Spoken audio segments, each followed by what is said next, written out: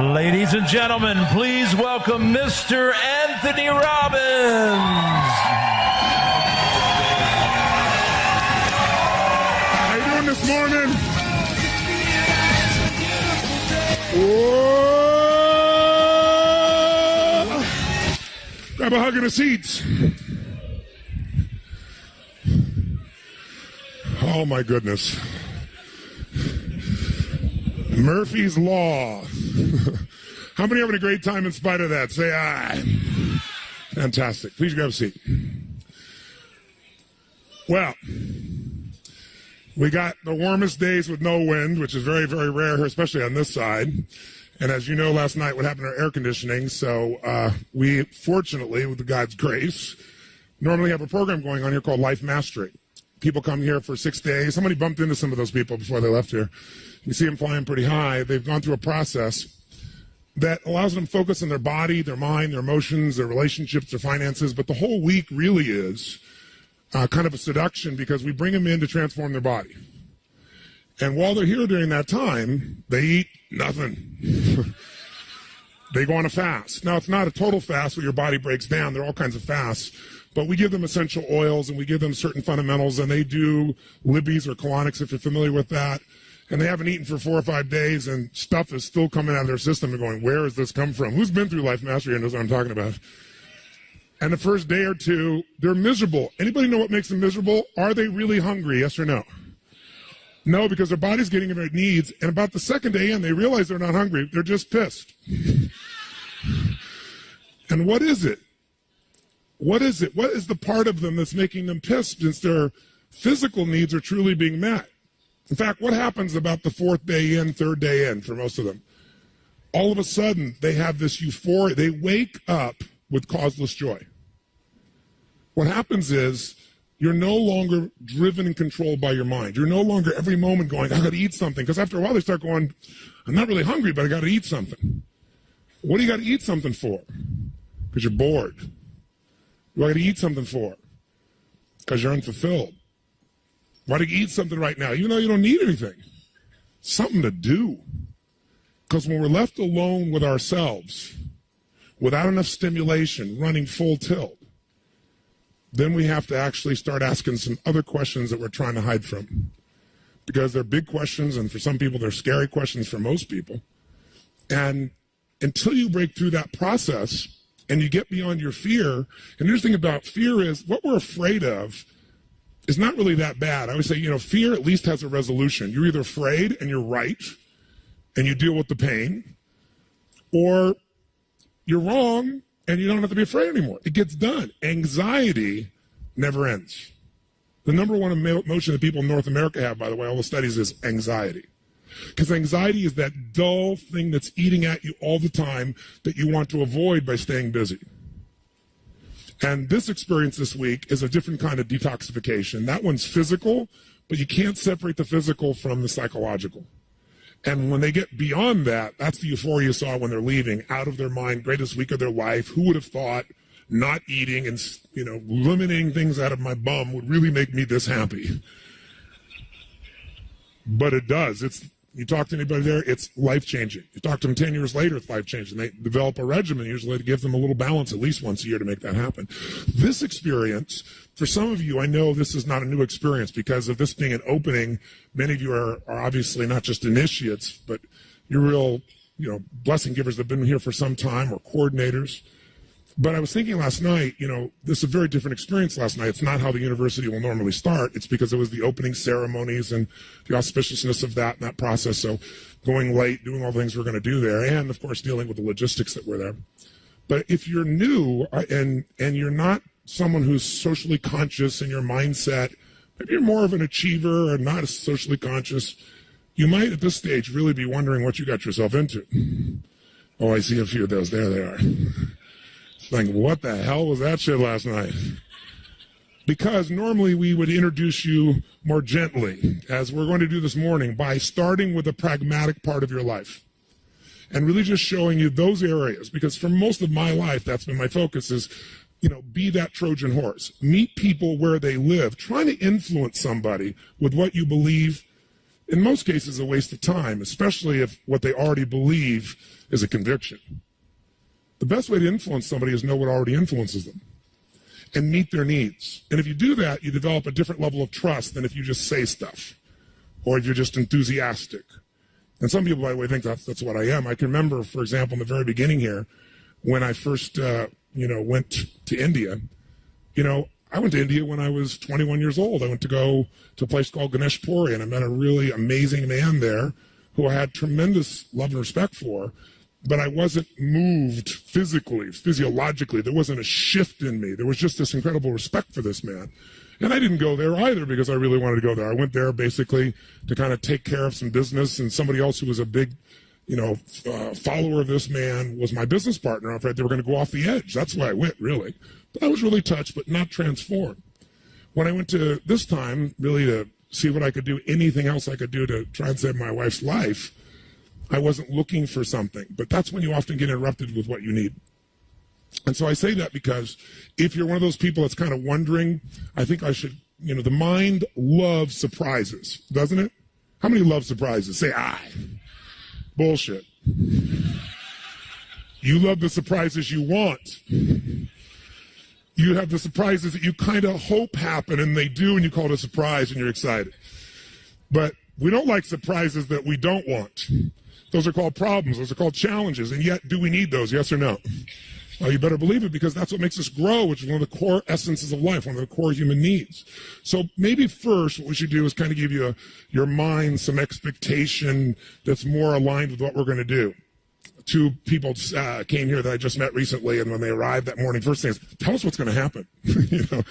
And, we went for 2 or 3 hours of conversation about, different things, but it was like, what's going to happen? We always want to know what's next, what's going to occur, how we can prepare ourselves. But also that creates an expectation that if it isn't met, how do we usually feel? Unhappy. How many have ever had an unmet expectation and been pissed off about it? How many have had this happen more than once in your lifetime? Say aye. How many think it'll happen in the future? Say aye. How many still feel it's intelligent to expect like crazy? Say aye. But we still do. It's the nature of the mind. So as long as the mind's engaged, let's give it some hope or some sense of what we're going to do. This program is not my program. This program is designed by Bhagwan, but when I met Bhagwan, we created this incredible connection. When I first arrived, I'll never forget, I came in the room, and I now had 3 or 4 days of experience. And, I'd already had the experience, the transformation of Sage. I had experiences that blew my mind, that as a pragmatic guy, I would have gone, that's foo-foo. They're not really doing this. They're making it up. They're hypnotizing themselves. So I knew the impact. And when I came in, the first thing he said is, we've been waiting for you. And I looked at my watch, and I'm on time. I want to be respectful, right? He said, no. He said, for years. And I said, really? And then he just went on about this whole prophecy and talked about how he had watched the films. How many have been through Date with Destiny? Some of you, yeah, quite a few of you. Wow. Well, that's where I know many of you probably came from, had your first experience of the blessing. Well, he got to watch some of the films of some of the work I've done with people who are going to commit suicide, a child, an adult, some of the other people. And they had all these people that had been within the movement came to talk to him and so forth. And he said, I watched those films myself. He said, but more importantly, I experienced your presence. And he said, you can help bridge between the Eastern and Western. Because that's the challenge many of you are going to have this week. Those of you who are achievers, you're ready to rock and roll and just do this. Come on, let's go. Give me the juice. All right? I got to India, and the first thing they said after flying 24 hours so I could get this frickin' blessing was, take a day and relax. How about a day and frickin' relax? I flew 24 hours to be here. Give me the juice. No, Radha Krishna says, relax. Relax. Right? I'm here to accomplish achievement. I want to achieve enlightenment, awakenment. And that's how achievers go after it. They try to achieve awakeness, enlightenment, or something else. Right? And so when things don't go in a straight line from here to there, they think something's wrong. But they don't just do it when they're somewhere else. They do it with themselves all the time, and that's a great source of pain. Because nature abhors a straight line. Show me a straight line in nature. You won't find it. Man creates straight lines. The illusion that life is like that. The illusion that this is even solid. When if we just take a microscope and we just enhance our perceptions, we see there is nothing solid. There is nothing straight. Everything evolves, it moves. I don't care if it's a tree, a bush, anything that's going to grow, it does move forward or up, but not straight. If it moves straight, you'd be bored as hell. You'd have nothing to engage you, nothing to make you grow. And so all the things, the surprises we hate, are life offering us the opportunity to experience more of it. So as an achiever, we tend to miss that. And as an achiever, you want to get the stuff, make it happen. And trust me, there's a huge part of me that's an achiever. And I've lived my life figuring out how to do that because my achievement has been how do I really touch as many people as possible? How I enter the world and influence the people that aren't being influenced. Somebody socially conscious is already pursuing some form of enlightenment.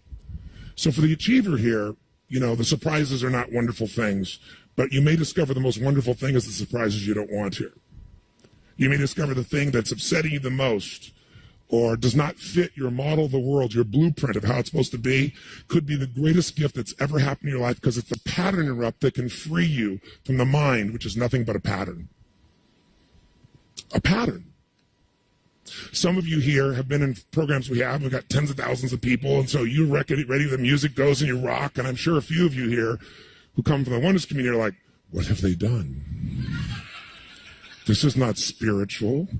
What is this clapping crap? We should be sitting. This is irritating to me. I'm sure there must be some out there with nervous laughs who can identify what I'm talking about, because they also have a blueprint of how it's supposed to be, right? It's quiet, it's silent, it's calm. We're one. This is what's truly spiritual.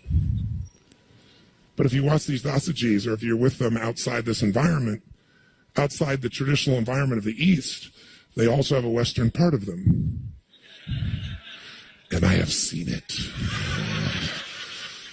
I remember the first time they all came here and they were excited like little boys. We had such a great time. I said, come with me. And I surprised them. And we have a waterfall here that you'll want to make a little journey to. It's not very far. It's beautiful. And in order for Bhagwan to be able to come here because of his physical nature, used to be have to climb over things, but I built actually a walkway so that he and Amma could walk all the way up to the waterfall and sit down. So I took him up this walkway so I took off my clothes and jumped in, and they all looked at me like I was insane. And then all of a sudden, I think it may have been Uttama, right? Because, of course, he's the one, the universal one here, the awakening one here. I think he jumped in next, and all of a sudden, they were all in the water and were soaked and just laughing and splashing and screaming. Shit you wouldn't think is very spiritual. Dancing like little boys. See, this idea that you're one kind of person is the greatest source of your pain. This idea you're supposed to be a certain person that you're not is the greatest source of your pain. And everybody has it. It's just a matter of how engaged is it in this moment. And the reason we all have it is we're all born with a unique spiritual essence, like a fingerprint, I believe. And it's unique for everybody. I don't think there's anybody identical. I think that's the unique thing that creation is. But we're also born with one thing in common that's true for every person in this room. And if you can own this in your heart, not your head, then when somebody does something that makes you crazy or you're mad or you're hurt, you can remember it's not about you. You're just caught up in yourself right now. It's them stumbling through this challenge that we're all born completely vulnerable. There's not a person in this room who isn't. I don't give a shit what you've accomplished. I don't care how spiritual you are. I don't care how much you can channel the blessing. You're vulnerable. So am I. But we spend most of our life learning that that's not enough. By the way, when you're vulnerable, how hard is it to connect with somebody if they're also vulnerable? It's natural because there is no separation. It's fear that separates us. It's the illusion that I am something different than you and that I have to become somebody. I have to be something. I have to be somebody. It's that need for significance. And then there's a physiological process that we go under that makes us physiologically start out as a child connected to everything. We think everybody feels what we feel. Isn't it true? And then enter a world where all of a sudden we develop this sense of self, the sense of division, which has enormous value. It's like the East and the West. The Eastern approach, you could go to the East, and if you're a Western, you go, look at these people in such poverty. But other people go, look at these people have such joy from nothing. So that's what we should do. We should go to the East and have joy with nothing.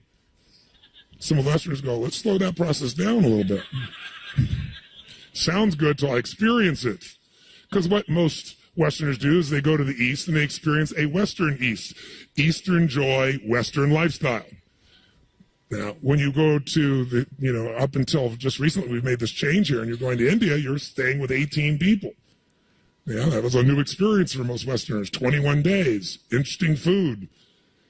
And if you have any complex of starting on time, this has been the most magnificent schedule you'll ever experience compared to that. Right? So it's a rough mode. But celebrities, influential people, of course, got little different experience, but it's still a different experience. The point is, you're going to find that what Bhagwan believes, and this is what he shared with me, is the East is not right, and nor is the West.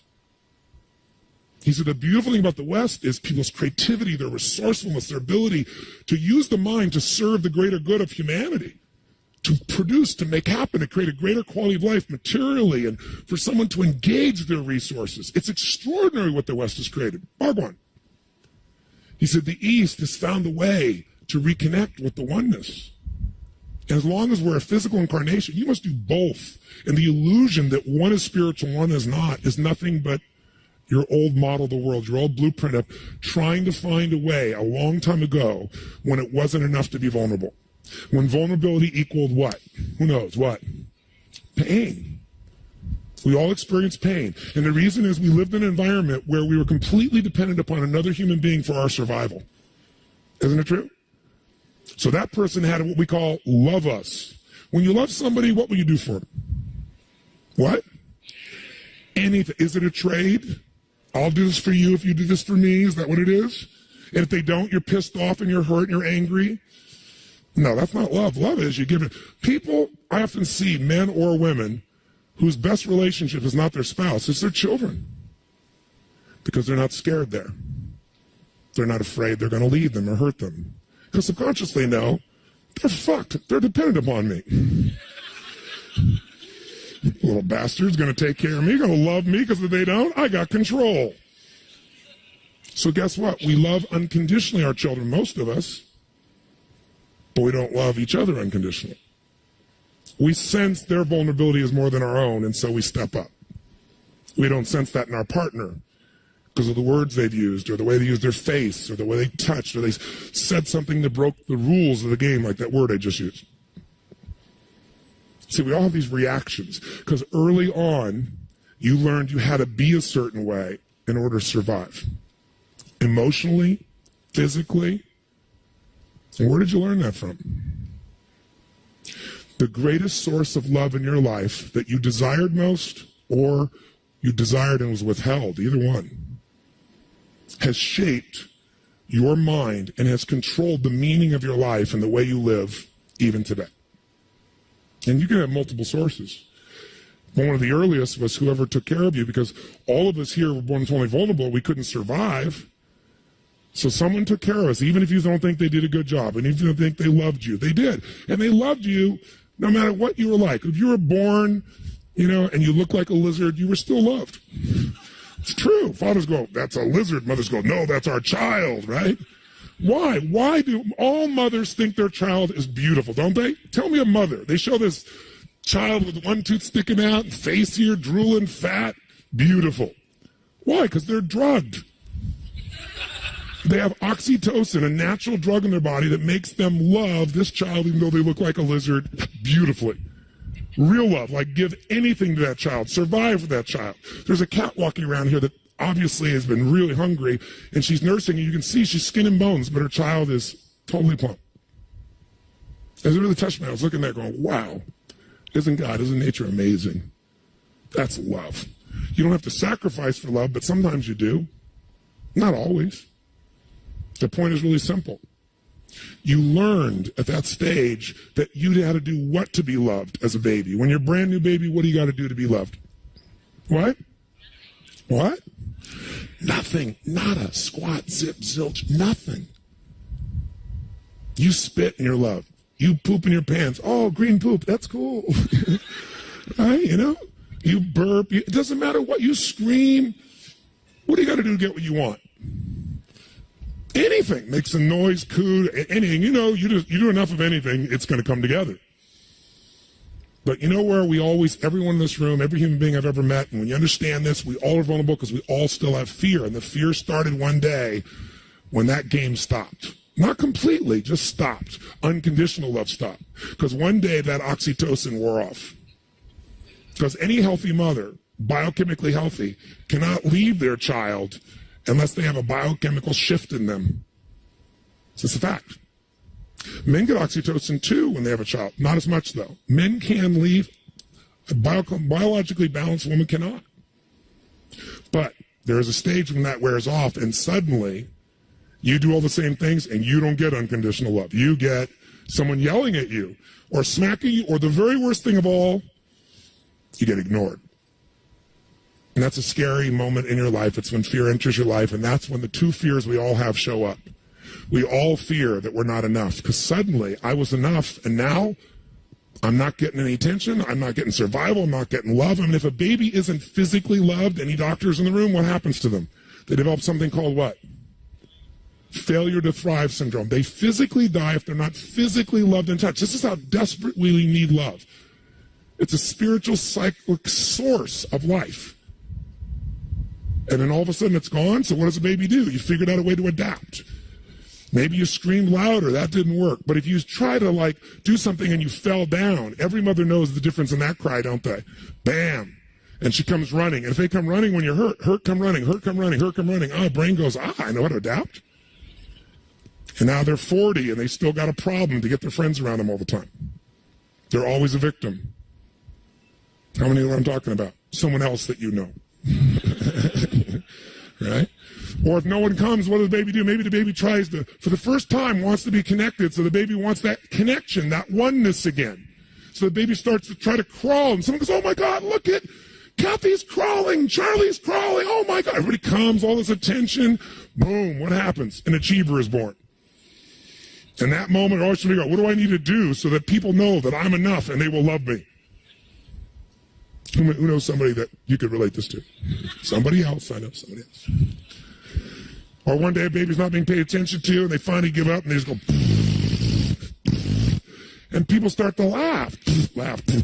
A comedian is born. Now I'm oversimplifying this, but you get the idea? We all have two deep fears. Number one, that we're not enough.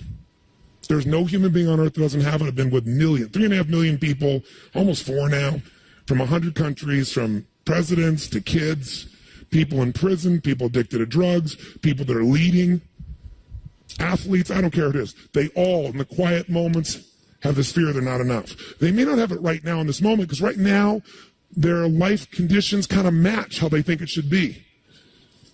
But there's only a matter of time until someone is more attractive, stronger, smarter, has more freedom, seems to be happier. How many can relate to a time where you felt like you weren't enough?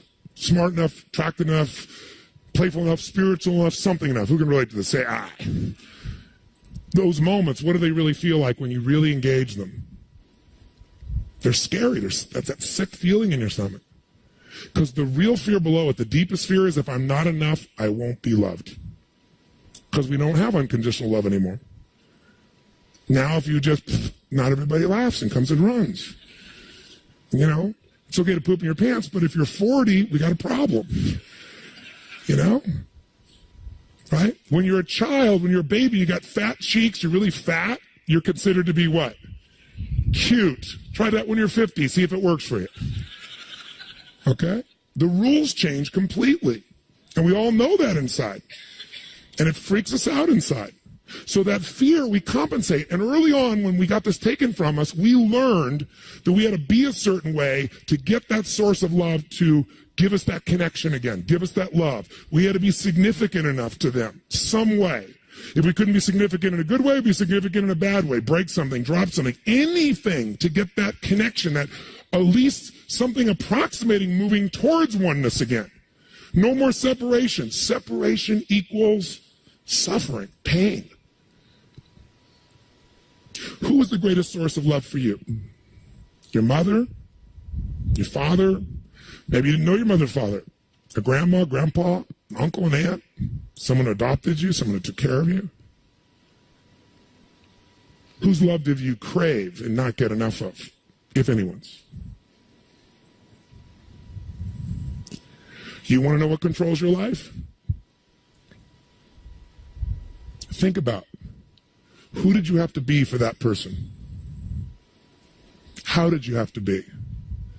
A good person, a strong person, a funny person, an obedient person, a person that met all their needs, a person who was successful, strong, resourceful. Better yet, who could you never be if you're honest? If you were like that, pain. Ignored, not enough, pissed off at you, nagged at you, frustrated you, grounded you, again, ignored you. Someone tell me the answer to the question, just as an example. Who was the greatest source of love in your life that you wanted love from the most? You may have loved both people, but even if you love both people, it's an interesting thing. If they both love you, but one was more engaged, more busy with other things, even if they loved you, even if you knew it intellectually, it develops often a hunger, doesn't it? So I'm going to give you an example. Yes, your mother. You wanted the love of your mother the most? And who did you have to be in order to have your mother's love? I had to be a good girl, productive, innovative, be initiating stuff. Good girl, productive, innovative, initiate. And if you did that, how did she respond? Positively. Pardon me? Positively. And in what way positively? What would she do? She would praise me. And tell me that I was a good girl. Tell you, praise you, give you attention? A little. A little. Did you hear that? Did you hear her voice on that? A little. Because what you see here is there's still that hunger even today there. Who could you never be for your mother? Who could you not be? Lazy, fat, disobedient. Lazy, fat, disobedient. Naughty. Naughty. Oh, don't be naughty. And yet, did you just see what happened when I said don't be naughty? Was that cute? Now I want you to notice something. Not cute intellectually cute. It was cute because she is naughty. How many saw that? Raise your hand if you saw that. That's why she spontaneously, while she was intellectually thinking, she was in trance, and I asked the question, boom, you got a real reaction, not a constructed reaction. She likes being naughty, yet being naughty means losing the love of the source of love that matters most to you in life. That might create a little inner conflict. By the way, are you lazy at times? Rarely. Rarely, I bet. Can you imagine if love was taken, if you're lazy, would you really ever allow yourself to experience that part of yourself on any consistent basis? By the way, are you an initiator? Yes. Yes, she was the first person to raise her hand.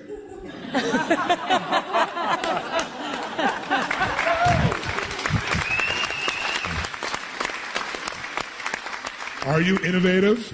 Yes. Yes. Are you a good girl? Mostly. Do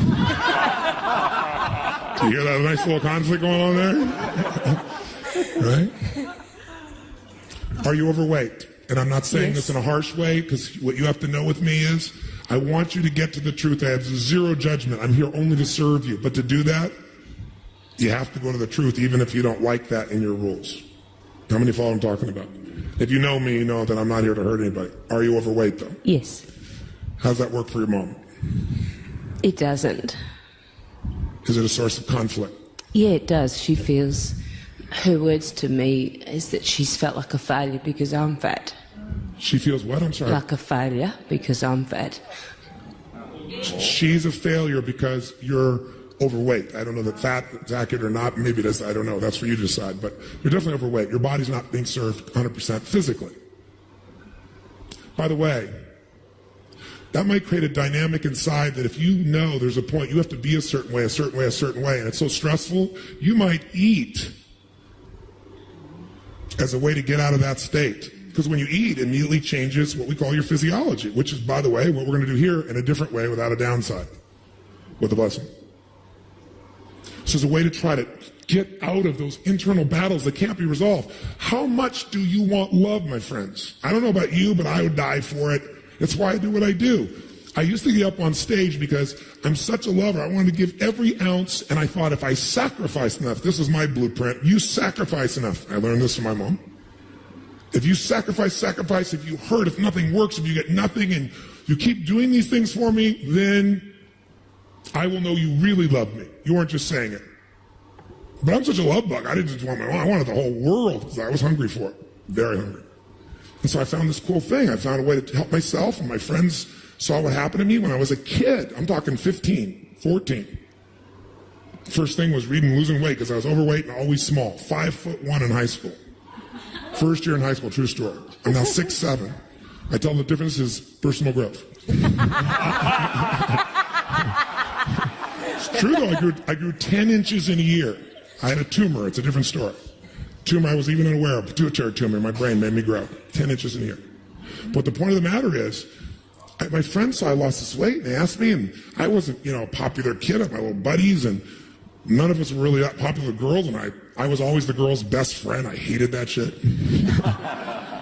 And they did too. So I said, do this, and it worked. And not only it lit them up, I live today. The reason I'm here today still is I live to see that light in people's eyes when they remember who they are. I live for that. I'll do anything for that. It makes me feel like I'm living my purpose. Why I am here on this earth. And it gives me a joy that's unbelievable. And frankly, it's a hell of a deal because I get so much love. I can't walk down the street anywhere in this world without the privilege of being stopped a dozen times in a day and somebody coming up and saying a phrase, and anybody around me will know it, 90%, you changed my life. And I said, no, you changed it. Glad I helped. What was it? And I never get tired of hearing the stories. It's an unbelievable experience. And it started when I was 14 years old. But once that hooked, I thought, wow, this is a cool thing. And I love to learn, so I learned something else, made a change in me, share with my friends, they lit up, and by the time, in high school, I was Mr. Solution. You got the problem, I got a solution. Especially if you're a girl, I really wanted additional, had plenty of motivation then to assist. But the truth was that that was the nature of who I was. So I developed a way of living life. And it served me in a lot of ways, but it also gave me enormous pain, especially what happens when you give, and you're not giving to get, but at some point you'd like some love back and it doesn't happen. How does that feel? Really awful. Empty. Yeah. And then all these emotions show up. And then if you get angry, is that appropriate? Yeah. Another thing you couldn't be was... angry. So you're only going to love me if I'm a certain way, but I can't get angry. That's real human. This is not making your mom wrong because she has a different blueprint too. We all got pieces of our blueprint because this is what the mind does. It divides, separates, makes us evaluate and give meanings that have nothing to do with the reality of life. But the minute you give something a meaning, you're going to have an emotion about it. This is wrong. Pisses me off. This is hurtful. They try to do that. The minute. Is this the end right now or the beginning? If you think it's the end of a relationship, you're going to treat that person differently. You're going to feel differently than if you think this is the beginning of a relationship. Has God been punishing you with this temperature? With these delays? Was God challenging you? Or were there gifts that you have found or have not yet found? Whatever the meaning is, it's the truth for you.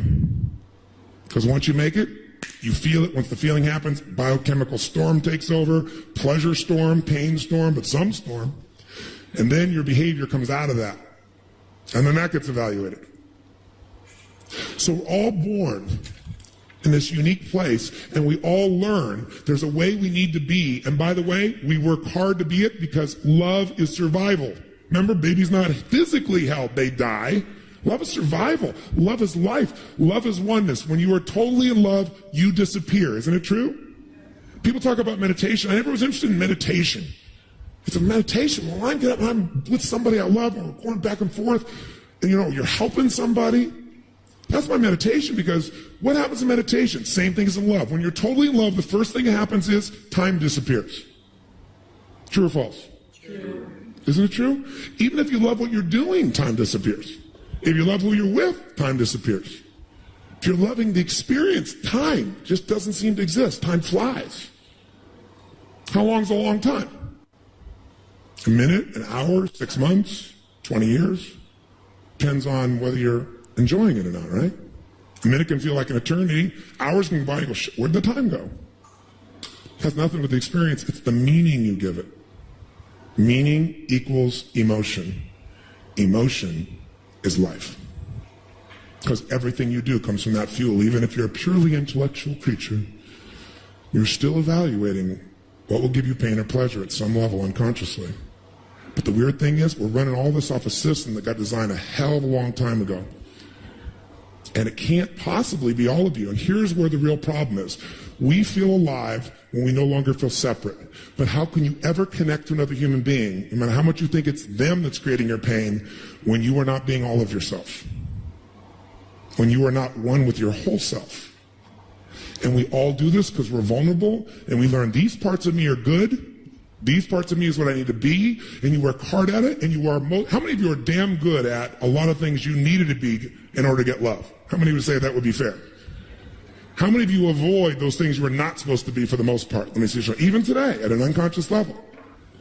Isn't it interesting? Even today, 21 years later, man, 30. Okay, whatever. You get the idea? And so what happens is, the more you try to not be something you are, the more pain you have because there's separation inside of you. And then you're trying to connect with somebody else who's only thinking parts of them are okay and separating from others. And two partial people don't make a whole. In fact, they just engage each other. And you almost always attract the person at some level that you're attracted to, very often opposites, aren't you? I'll see very, very feminine woman who has made that part of herself wrong, but she had to become strong and powerful, make things happen. And she can do anything a man can do times 2 or 3 or 4, without exaggerating. Kick ass. And so she finds a partner. And she's looking at that partner and saying, so glad you're here. And inside she's going, why don't you fucking do something?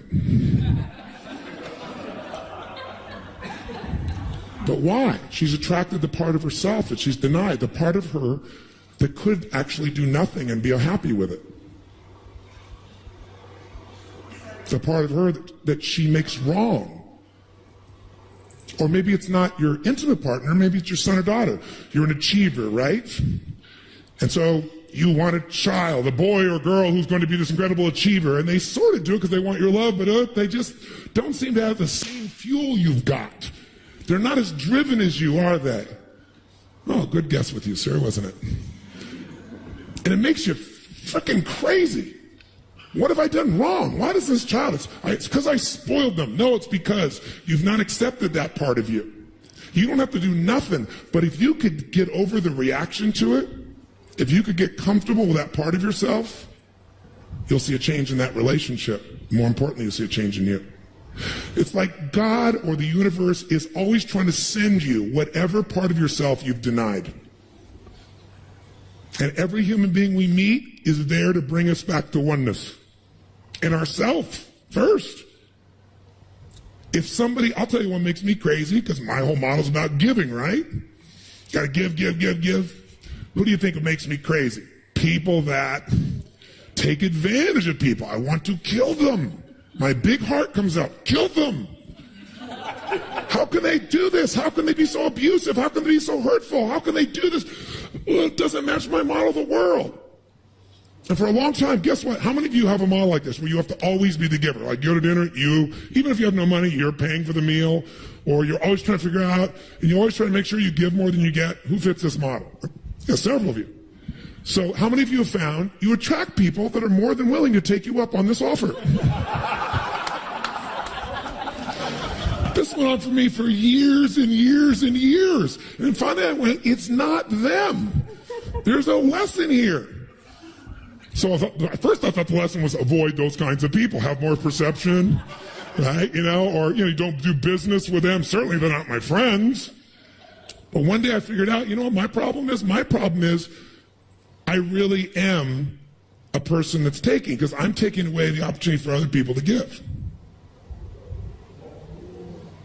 But see, I had to give to get love, and now I'm proud of that. I'm a giver.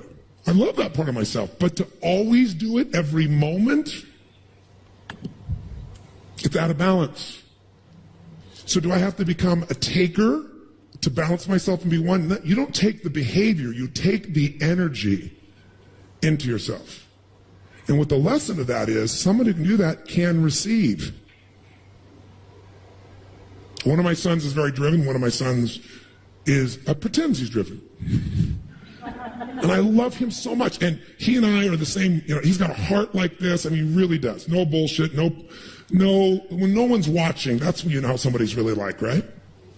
And he's got a heart. I mean, I relate to my boy heart to heart, a level you can't even imagine. I'm proud of his soul. But frick, I used to be going, why can't he ever do anything with an ounce? He wants everything without any work. Me, I work 1,000 times harder than I probably need to, so that I know I've done everything humanly possible to make this occur in the most incredible way. And anybody who knows you, when I'm done with this day, I'm done an event, been on stage 50 hours in a weekend, and people are out of their mind. It was the greatest experience. The first thing I do, I'm sitting down with my creative team with a tape recorder, and okay, what worked so I can figure out how to keep it, use it, what do we need to make better? I'm relentless in that way. My son is not. What gift does he offer me? I really had to work on this one. It's obvious. He knows how to just hang.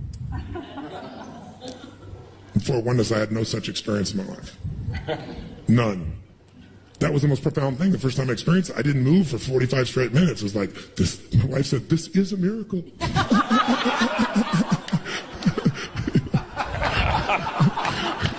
And I didn't want to move. I didn't want to do anything, and I was so filled with joy, I couldn't breathe there. It was just like overwhelming joy. I reclaimed a part of myself. So, by the way, do you lose your nature? Well, the parts of your nature that you're proud of and you now enjoy because it works for you, you continue. But you don't do it exclusively, so now you're whole. Is this making sense to you? This is what this week is about, is to bring you back to oneness. And you cannot have it, this whole experience, if you really want to bring it down to real spirituality. It's not going over and praying a certain way. It's not acting its word. It's not following a certain set of rules. It's all relationship. Relationship. When people go off and they say, I have the spiritual life, I respect them. And they go off and they pray or they meditate. It's a wonderful thing, but that's easy. Because you only have to deal with you, and there aren't a bunch of stimulations around you to make you have to deal with all the other parts. Find somebody across from you who you really want their love and you really love them, who has all these other different rules and beliefs and ways of being that can get you going. Step into that place and be spiritual. Become whole within yourself and be whole with them. Now you got a path. You want a path of growth, and the only thing this is really about ultimately, life is two things. It's growing and it's giving. When you're giving and it's from your heart and your soul, you're not there. If you're loving someone, you're not in your head about you. It's about them. And so when you're not there, you're not existing, you're living. When you're not there, you feel alive. You don't have worries and fears. How do I look? How's it coming? What's it going to do? Money is just this thing going to happen and all shit like that. You're there with them, and so you're connected to everything. Them, every essence of who they are, what you are, and everything else. You feel alive. And if you just go to that state, some people, when we first started doing this with some of my celebrity clientele and business people and a group of our platinum partners, we had a first session. It was amazing. We came back with a second session. The first day was mind-boggling. People just sat around. They were pissed off if they had to do anything because they wanted the new drug. They wanted to get their blessing. You know what I mean by that? What's going to make me feel so euphoric instantaneously? It's not about going and getting a blessing and feeling euphoric, although you're going to experience that.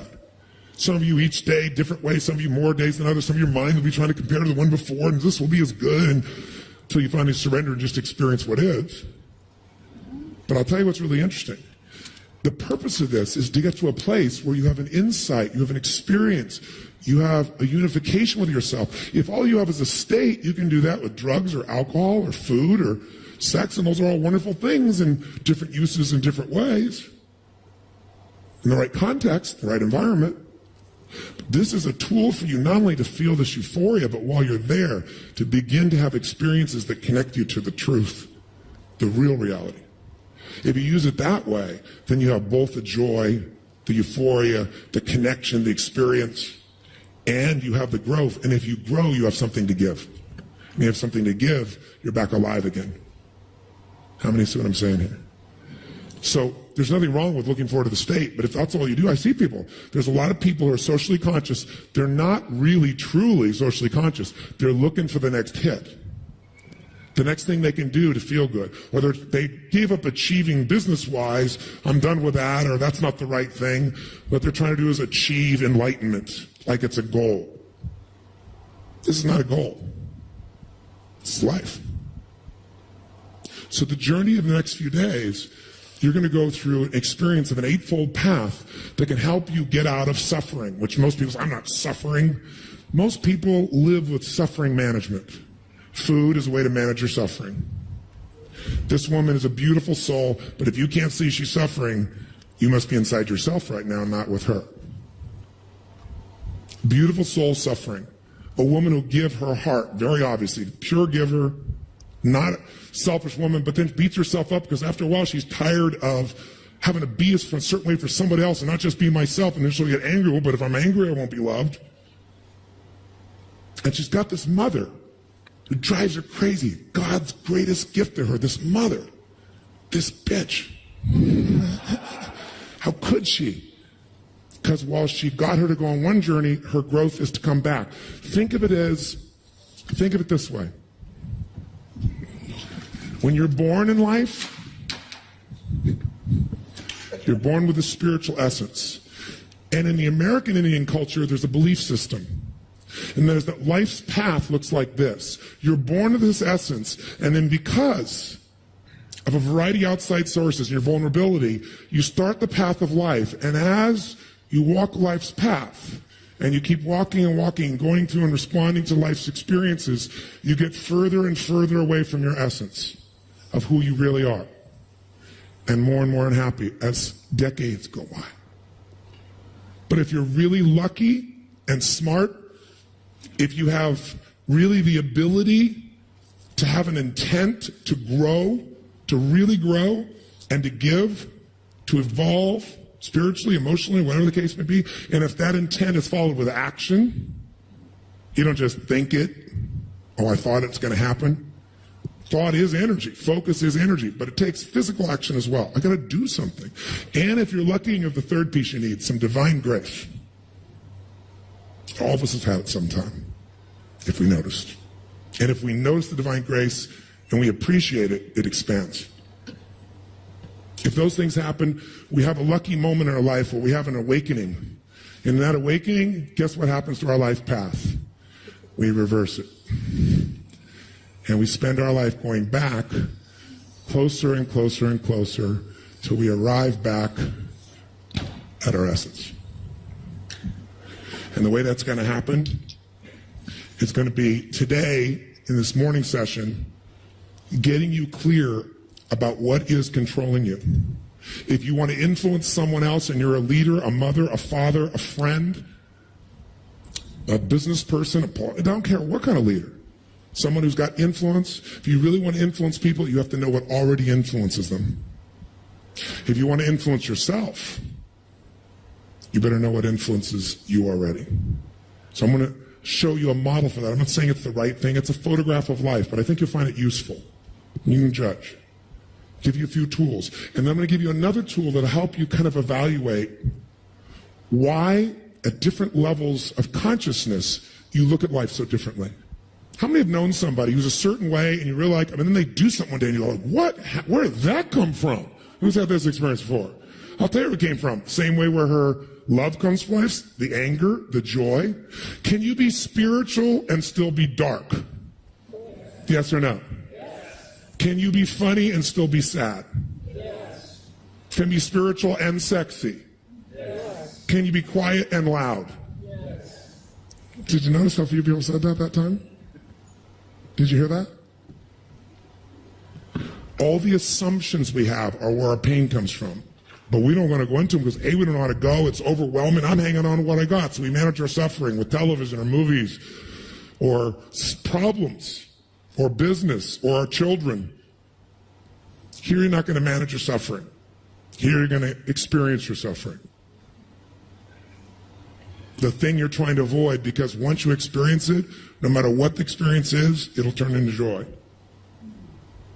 The thing you're afraid the most, the fear is what's gripped us, not the real experience. And once you get through that, it's like fear doesn't get a hold of you so easily anymore. And you get really happy with your life, and you're not reacting to life so much because the mind is a pattern, and if we let that pattern take control of us completely instead of us using it, the mind's powerful. Most of you in this room use your mind to accomplish a lot. Who can relate to this? Your mind's, you've really used it well. But also there are times we don't use it so well, and that's where we get the pain. It uses us. So I want you to know what that pattern is. That's what today. And then I won't be with you in this. I'll be participating with you.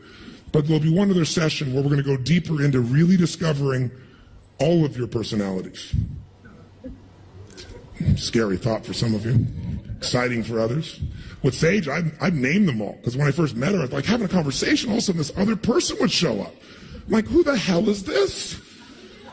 I literally, in the first 6 months of it, I named 12 different personalities. So when they showed up, I knew what it was, knew how I could deal with that person effectively. And then I realized I also had a few. Right? But people want to make you one thing, don't they? Because it makes us comfortable, it makes us certain. When I first got involved with Bhagwan and he said, this is what I'd love you to do, and I said, I'd love to do this, and we worked it all out, and said, we'll make this thing happen together. It was really amazing. We brought all these people here in May of last year, along with Bhagwan and Amma, and they're all influencers because certain people, just because of their position of life, can touch a lot of other people. And I feel like much is given, much is expected. That's just my belief structure. You got to give it back. So these people I knew are all good people. I brought them. It's great. And then there was a big convention of blessing givers that was done in Los Angeles. And so it was like a week later. So we all came back, and Bhagwan Amma asked us if we'd come, and Nanda Giriji was speaking. He said, please come. And he invited everyone to come. Everyone was brand new. And it was the first time it was done in 7 days instead of 21. Now, 21 days, you've suffered more, you've experienced more. There's human needs that are involved in this process, obviously. So I'm thinking everyone's going to be thrilled we're coming, and then all of a sudden I start getting people calling me. There's some people here shaking their head who were there saying, oh my God, the first morning everybody's pissed off at us and saying, how come you went to Fiji? And then other people said, that wasn't the real process. The real process is 21 days, and I went through the real process. These are these spiritually highly developed human beings, right? And then some of the people, our platinum partners, have become friends with Ananda Giriji, and so he held some seats for a few of them because they were personal friends.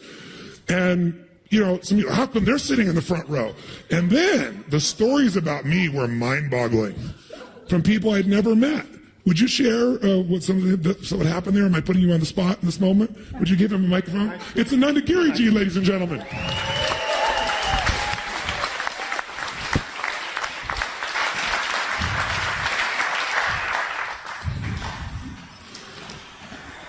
Can you give a little feedback about what people said about me and what the reaction was? I'm curious. Yes.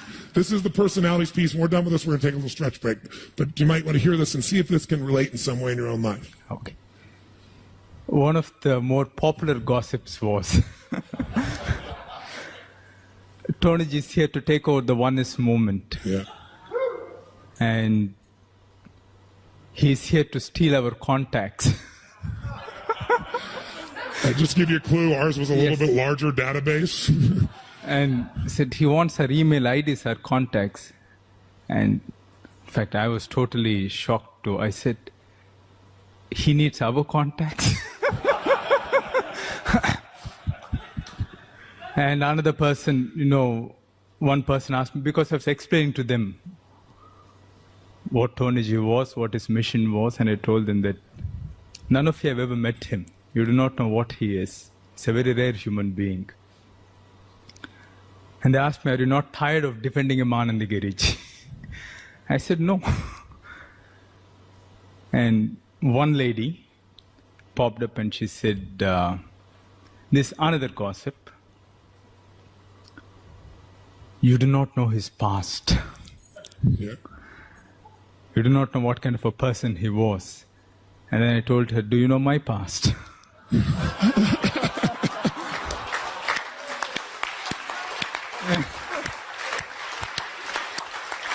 That's not the way you judge a person. And many things like that, Tonyji. Basically, it's like, primarily it was people who felt they were very important in the moment. They felt they were becoming insignificant. Yes. When somebody comes into the scene who can do much more, And that was the problem they were having with the platinum partners as well, Yes. and any other person of influence. Yes. What was beautiful is the Nandagiri Ji, I found out about this. I'm hearing all this, and I was exhausted. I hadn't slept, and I was coming to do this program. I wasn't coming for a fee. I wasn't coming for time. Last thing I needed was to fly to L.A. from the part of Asia where I was for 20 hours so I could speak to a group of people that seemed to dislike me and had never met me, not a single one. Right? So when I heard all this, I was honestly feeling hurt and then converting that into anger and going, why the hell am I doing this? And all these people, and I thought, okay, it doesn't matter. I'm doing it. This is what I'm made for. And I came in, everyone was quiet, and they, you know, like this. I never walked in a room that was quiet, and everybody's like praying, I was uncomfortable, you know. Please sit down. And I started out by saying, I understand some of you have some concerns about me. And the whole room was like, ah. And then within about 15 minutes, we had everybody laughing, and they got that. I didn't think I'm so full of it, and I'm not here to take your job. I just want to support. And eventually, and then people came up to both Sage and I. They also had tons of stories about Sage, which was very fascinating. And we had people come up crying and apologizing to us, but it's this thing that we need to be a certain way. And if someone else is being something we're not, then it must be wrong. And a lot of them is because my silly infomercials they've seen through the years, so they think, you know, I'm Mr. Motivator. One person said, I don't need motivation. I said, that's obvious.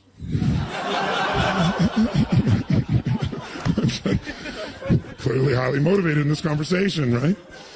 I said, I'm not a motivator, never have been. That's the media's description.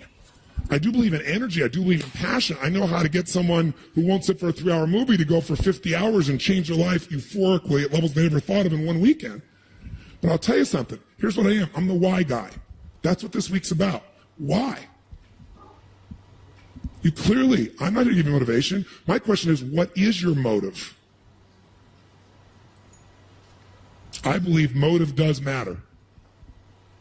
I think almost everything in my life that's shown up is when it's been most potent, when there's no way things have come through me, ideas, insights. It's not been me. It's been when I've really been there. I've not been here. It's been there's someone out there and I've got to figure out how to serve, and I'm not even thinking it just boom, it happens. I believe when you work, when life works to support life, the more what you're doing is to support more than yourself, the more comes to you. Life supports what supports life at a higher level. Motive does matter. And you do have a motive.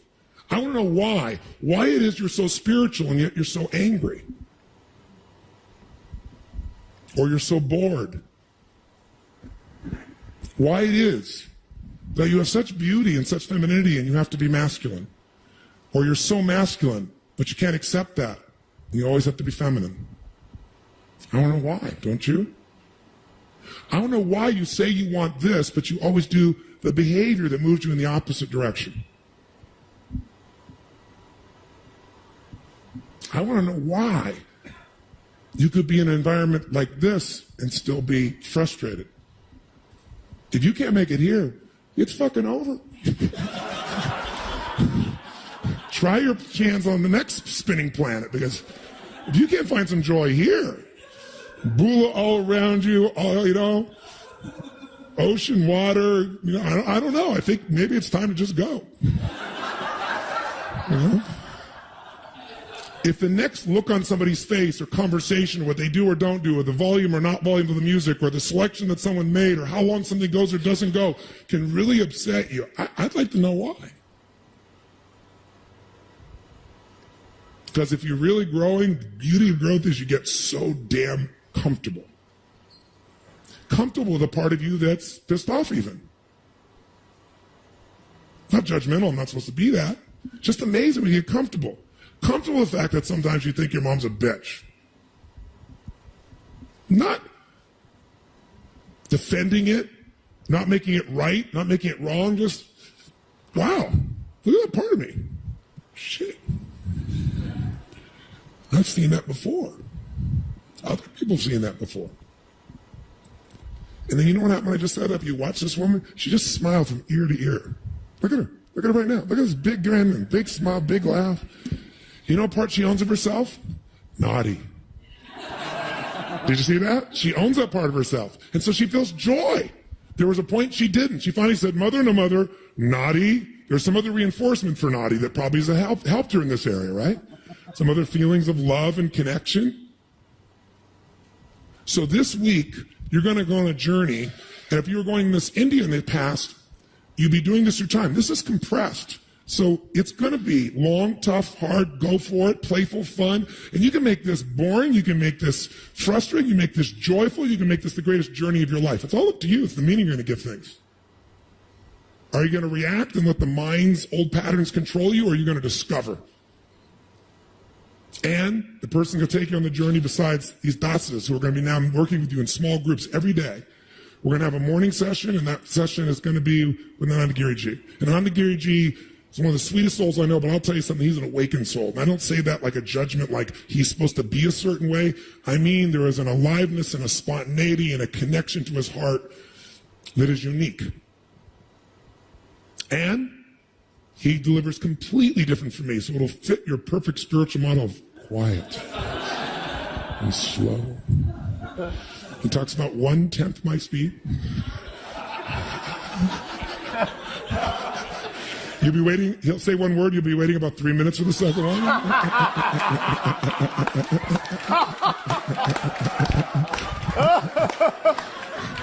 But it's 3 blissful moments, that's the good news, right? And people going to India don't have that experience because Anandagiriji's life, like my own, is traveling the world to open people to the first steps of this so they can begin this journey. So if you're fortunate to spend time with him, it's amazing. He's going to be here with us today. And then after today and tomorrow, we'll start this program, which is a multimedia program with live dasas and facilitators, but little chunks that we can keep under control. Because I had no idea what I was going to say this morning, so it's different. With video, we keep you under control. And him too, trust me. We both can extend the experience of time. It's one of the reasons I love this man so much. And I see in him, and I love in him things I never loved in myself. Because I love him so much, I love them in me. Same thing with my wife. The very things when I first met her, like, irritated the hell out of me because I loved her. I learned to love those things. Interesting, when I loved those things in her, suddenly I was like so much more comfortable with me because I realized those are parts that I've tried to never feel in myself. And now they're alive. Like, work, don't sleep. She loves to sleep. Loves to sleep. Anybody knows me from the years past, I never sleep. I still sleep as little as possible, but I want to be with her, so, and she's mad if I'm up and I leave the bed, so like I'm in bed, reading and shit. But we used to have fights because we'd go to bed like at midnight, 1, 2 a.m., and it's like 11 o'clock in the morning, and she's still in bed, like, first time I came to Fiji, boom, when I used to come here, you talk to any managers that were here in those days. Here's Tony. I created all these activities here, if you'll know. There's climbing a mountain, waterfalls, and I don't even bowling frickin' alleys, and, water skiing and snorkeling and scuba diving, and I come here and bring a dozen of my friends, and boom, 6:30 a.m., I'm out of bed. Boom, I'm going for my workout, right? Then I'm running up the mountain, I'm doing this, I'm doing that, I go next thing. I had people plan from the moment they open their eyes to like they were complete exhaustion at night. At the end of the week, they're like, that was the greatest week of my life, but I need a vacation after being with Tony. And I came to Fiji one time, I'll never forget, and I jumped out of bed and she said, what the hell are you doing? I said, starting my day. She said, get back in bed, I'll show you how to start your day.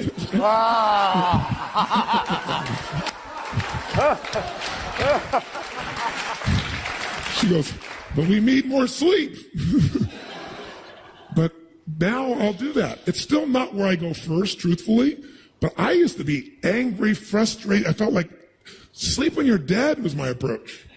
But my wife loves sleep. She'll take 10 hours sleep and be quite happy about it. And I adore her, so I love that, so I can do it. Me, work. She loves to do nothing. She's also, this thing on the hill would never happen without Sage. She got people to do things. We were doing 3 different cycles of things simultaneously. I'm having to do these 2. She's doing these 2. It's been unbelievable. So her ability to be productive at that. But she's the only person I know who can own that part of herself and then own the part to just completely let go. And those experiences are beautiful. I went on a trip. Last example, and I'll give you a little stretch break here. I went on a trip with a group of friends of mine, and one of them had just become a friend. Now he's been a friend for 18 years. And you meet certain people and you just connect. And it's like you don't even know them, and you feel like you've known them forever. A friend, not an intimate, but a friend. And this man and I connected, and I just loved his soul, and I kind of knew who he was, he knew who I was. But we met briefly, and he listened to my tapes, and he's a very famous guy and a very successful man, and it changed his life. He says saved his life. He and his family went away for a weekend down to Caribbean, and he was at his wit's end in life, and he listened to these, and his whole family listened to them, the entire 30-day program I had there in 3 days, day and night, night and day, total immersion. So he called me up and said, I want to meet him, met him, felt this just love and connection for him. So then he invited me to go on a trip. Here are your two choices. See, I got this group of friends. We've been friends for 15 years. They're all about 18 years my senior. And they're all the best of what they do in the world and all kinds of things. Entertainment, business, sports, etc., finance.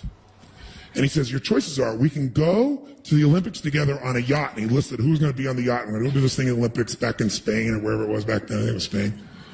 He said, or we can go down the Grand Canyon for 2 days, climb up and down, and we'll live in tents, and we'll do this and this and this and this, right? Now, I like the idea of the Grand Canyon, but I was physically burnt out, so that filter state changed it. So, I absolutely want to go to the Olympics with this even more group of influential people. And I thought this will grow, and I look at my schedule, and I can't do it. So long story short, we go to the Grand Canyon, and we walk down the Grand Canyon, and it's the hottest it had been in 10 years. And there's no shade in the Grand Canyon. And we're all just burning, melting, and then a sandstorm comes up and everything else. And I'm on this trip, and I've been so exhausted. And I looked around, and I saw these people on the trip. Oh, it's just amazing, incredible people. But I looked at how they were all competing for his attention, trying to be significant enough that he would love them more. And I really had the same need. I was no better. Even more so, because they've known him for 18 years. I didn't know him. And I wanted him to know who I really was. And I thought, I'm so tired. I should do something. I should transform something. I should make something happen. So, he'll know who I am. Right? But I was so tired, so exhausted. I finally just decided, and I saw these people doing anything. I saw myself in these other people too. In a different way, but still me. So I decided to just surrender and just take in the trip. And I did not talk very much. I didn't tell stories. I didn't go help anybody. I didn't dig inside and transform things. I didn't do shit. I just played along whatever they did, and they were crazy. And on this trip, some of these people were really crazy and did some crazy shit. And I did all stuff with them. I did what they wanted to do. And about 4 days into it, I went into a total panic. There's only 2 days left, and I thought, he's never going to know who I am. He's never going to invite me on a trip again. I'm the most boring son of a bitch you could possibly imagine. Right? I've added no value. I've just been here with a ride with everybody else. And a couple other people there are my dear friends. Pat Riley was not a friend until that time, was there, and a couple other people. All really, really interesting, cool people. And I remember one time there was this break, and I just laid down on a rock, and I fell asleep on a rock beside this river. And I woke up to see these 6 men staring down at me, all super studs of their area like this, looking at me. And I opened my eyes, and a part of me is like, oh, shit, And they all just looked at me, and they're all just silent, and they just said, how do you do it? I said, do what?